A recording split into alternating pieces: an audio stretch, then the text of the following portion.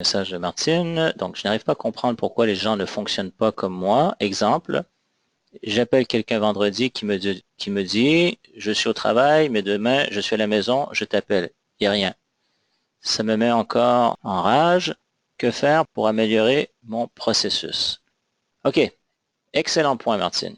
Bon, déjà, je vais aller de manière un peu plus générale pour ensuite aller dans le spécifique. Les êtres humains, depuis notre plus tendre enfance, on a ce réflexe naturel de croire que les autres pensent comme nous, de croire que les autres voient les choses comme nous. C'est un réflexe. Évidemment, quand on prend le temps d'y penser, on sait que ce n'est pas le cas. Et puis même, je peux vous dire, j'ai été étonné en donnant des formations en coaching, en PNL.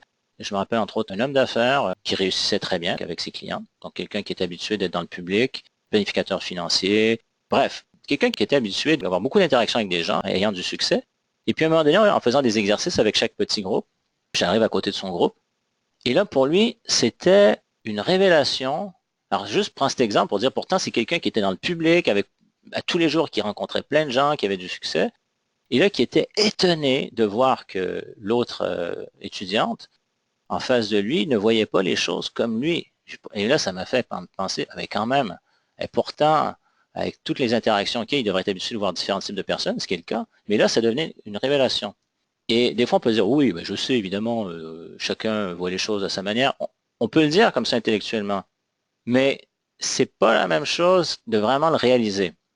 Donc déjà, les gens ont des valeurs différentes, ils ont des priorités différentes, il y a plusieurs choses. Et quand on prend le temps justement de remettre ça en perspective pour soi-même, ça vient simplifier plein de choses. Alors déjà, des choses qu'on pourrait prendre personnelles, ramener à nous. Quand on prend le temps de penser à ça, on voit que très souvent, ça n'a rien à voir avec nous. Alors des fois, certaines personnes peuvent ne pas nous aimer, mais très souvent, ça n'a rien à voir avec nous. C'est de reconnaître les gens dans leur réalité. Puis après, une fois qu'on comprend ça, on peut même aller beaucoup plus loin.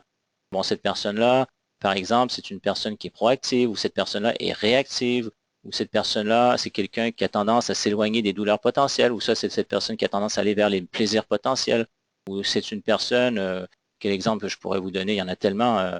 Ce que je vous décris, par exemple, en ce moment, c'est ce qu'on appelle dans le jargon PNL des métaprogrammes, et de manière plus simple, ce sont des schémas de comportement. Et une fois qu'on comprend ça, là, je rentre plus dans le spécifique, on peut même communiquer avec ces gens selon leur modèle du monde. Donc certains vont dire, oui, mais c'est manque d'authenticité, c'est qu'on n'est pas nous-mêmes. Pas du tout. Ça, c'est souvent, j'ai ce débat avec mes étudiants au début quand on regarde ça. C'est comme si vous apprenez une autre langue. Vous apprenez à parler anglais, vous apprenez à parler espagnol. Est-ce que vous devenez quelqu'un d'autre? Pas du tout. Vous restez vous avec vos valeurs, mais vous êtes simplement en train de parler une autre langue. Et les gens, quand vous allez justement en Angleterre ou aux États-Unis ou si vous allez en Espagne, eh bien là, ça facilite parce que vous faites l'effort de parler la langue de ces gens. Donc, ces gens-là, ils l'apprécient. C'est plus facile pour eux de communiquer avec vous. Eh bien, c'est la même chose au niveau des gens. Alors maintenant, je vais répondre spécifiquement à ta question, Martine. Pourquoi les gens ne fonctionnent pas comme nous? Eh bien, c'est parce qu'ils ne sont pas comme nous. Donc, chacun et chacune a ses propres valeurs. Et même, on peut aller même plus loin, les gens qui ont les mêmes valeurs peuvent avoir des règles différentes pour répondre à ces valeurs. Ils ont des priorités différentes. Et alors, une personne peut très bien dire, bon, je suis au travail, mais demain, je t'appelle. Il peut y avoir des gens qui le disent comme ça pour simplement pour se débarrasser. Il peut y avoir des gens qui sont vraiment sincères et qui, au moment où ils disent, ils ont l'intention de le faire. Mais après, il y a la vie avec tout ce que ça comporte et ils oublient ou ils disent, ah, il faudrait, mais je n'ai pas le temps. Alors, il peut y avoir plein de choses en arrière de tout ça. Alors, si on le ramène à nous, effectivement, ça peut nous enrager. Et là, c'est justement de prendre une distance. Une des manières déjà de le faire de manière concrète, avec ce que vous avez commencé à apprendre, ça serait de faire une dissociation à la fois, ça peut être visuelle, auditive, kinesthésique, où au lieu d'être en vous-même et puis de penser à cette personne donc, que vous pouvez entendre ou voir, je pourrais dire en face de vous, dans votre esprit, le simple fait de voir la situation où c'est comme si vous voyez un film, une vidéo de vous, donc, vous pouvez voir votre visage et vous voyez cette personne et là, vous prenez une distance. Déjà, ça permet de relativiser. Donc, de voir que ces personnes-là, vous pouvez les imaginer dans leur famille, dans leurs activités, dans différentes choses et que c'est pas par rapport à nous en tant que tel. Parce que c'est un réflexe, c'est un autre réflexe. Autant on peut penser que les gens pensent comme nous, autant un réflexe de beaucoup de gens, c'est même depuis l'enfance, mais qu'on développe justement une maturité au fil des années, donc en tant qu'adulte, c'est de ne pas ramener toutes les choses à nous. Alors des fois, on dirait, oui, je sais, il ne faut pas, mais là, en ce moment, il n'y a aucun jugement dans ce que je suis en train de partager. C'est un réflexe naturel et une fois qu'on en prend conscience, c'est simplement de dire, bon, OK, est-ce que je ramène ça à moi? Ah ouais, OK. Et cette personne-là, est-ce que c'est possible qu'elle ait d'autres priorités, d'autres obligations, des imprévus, etc., qu'elle soit mal organisée, et voilà. Et quand on commence à penser à ça, les choses se calment. Et même ça, ensuite, quand on rentre en contact avec nouveau avec cette personne, ça devient d'autant plus facile parce que si en arrière, il reste une rancœur, une rage, puis on peut même appeler avec le sourire, mais en arrière, il y a comme une certaine tension. La personne, même si elle ne peut pas l'identifier consciemment, inconsciemment, elle ressent quelque chose. Mais si justement on fait la paix avec ça, puis on est bien, il y a une douceur qui s'installe dans la voix. Même ce que je vous dis, ça peut être analysé par ordinateur. Il y a des courbes donc au niveau d'analyse des ondes de la voix où il y a des tensions, où il y a une détente. Donc d'où l'importance de faire la paix avec ça. Donc là, j'ai donné plusieurs éléments de réponse. Donc le fait, je suis en demande, oui, avec des gens et j'ai pris ça comme une fuite. Ça peut être une fuite. Alors, si tu réalises par exemple que tu es en mode demande, donc ce dont on a déjà parlé lors de d'autres rencontres, ça peut effectivement faire fuir les gens. Parce que nous-mêmes, on n'est pas bien. On a vu hein, quand on est en demande, les termes qu'on a vus, c'est demande, vente, pression. Donc, c'est des choses qui nous stressent. Et si on est stressé, on stresse les gens, on les fait fuir. Donc, c'est possible d'avoir certains résultats, mais c'est pas comparable du tout à le faire dans un état où justement il y a un bien-être. Donc, on peut accomplir des résultats, mais dans une ambiance de tension. Et puis, sur le long terme, c'est pas sûr du tout que ça va fonctionner. Donc, on peut arriver à faire un rendez-vous avec quelqu'un, que ça fonctionne un certain temps, mais si les gens n'ont pas de plaisir, ils ne restent pas. Donc, déjà, c'est très bien donc, tu le réalises, que tu le nommes, bravo. Alors, après, dire, OK, j'étais en mode demande. Donc, ça crée automatiquement, je me stresse, et comme on l'a vu, les émotions, c'est contagieux, autant les mauvaises que les bonnes. Alors, de dire, bon, si j'étais stressé, j'ai stressé l'autre personne, donc c'est plus facile de faire fuir. En quel mode je veux être? Et là, ce que vous m'avez nommé jusqu'à maintenant, vous avez vu que c'est des intentions qui sont ressourçantes pour vous, c'est être là pour informer les gens, à titre de conseiller, conseillère, pour servir, pour partager, pour aider. Ça, ce sont des termes qu'on a entendus qui vous mettent complètement dans un autre état d'esprit, dans une autre dynamique. C'est un état de détente. Donc, il y a le stress qui tombe, il y a un état de plaisir naturel qui s'installe et automatiquement, ça, vous le communiquez avec les gens avec lesquels vous êtes en contact, que ce soit au téléphone ou en personne. Donc, tu as raison, si on est en mode demande avec des gens, c'est beaucoup plus facile de les faire fuir parce que même s'ils ne peuvent pas nommer consciemment, ils ressentent quelque chose, ils sont moins intéressés, ils vont fuir.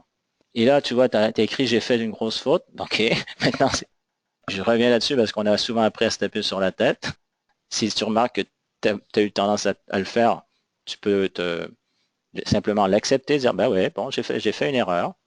Et donc, tu as remis un message et tu t'es enfoncé. OK. Donc là, tu pourrais, par exemple, t'en vouloir d'avoir fait ça. Et puis, qu'est-ce que ça fait? C'est de remettre de l'huile sur le feu. Ou simplement, se poser une question aussi simple que, bon, qu'est-ce que je peux apprendre de ça? Sur le coup, des fois, le réflexe naturel de l'inconscient, c'est rien.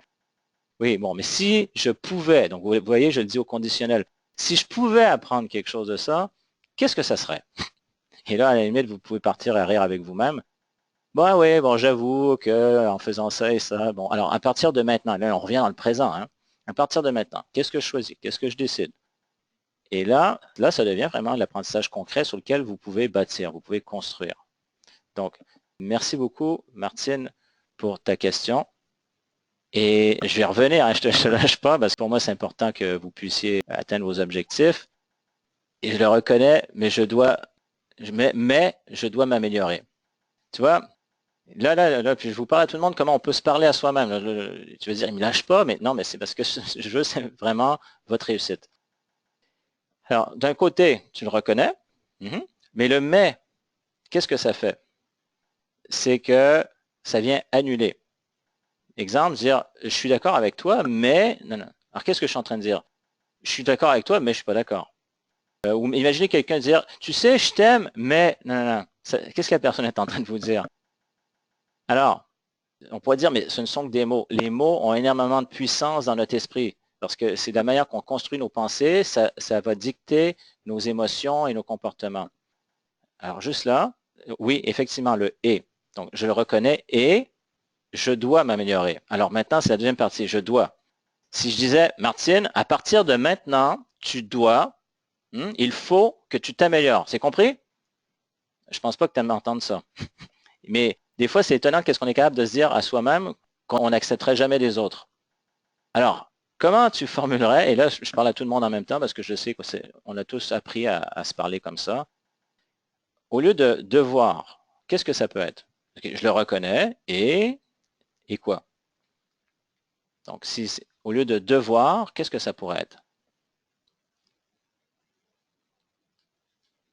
Oui, Stéphanie, merci. Donc, je désire m'améliorer, oui. Donc, je décide à partir de maintenant de m'améliorer. Parfait. Donc, je décide, je choisis, je le reconnais. C'est ça, donc, choisir. C'est un apprentissage. Donc, je reconnais qu'il y a eu ça et j'apprends. Bon, là, je suis en train d'en rajouter, mais après, vous le dites dans vos mots à vous. Mais en gros, je vous explique avec travers des mots, des processus. Je le reconnais.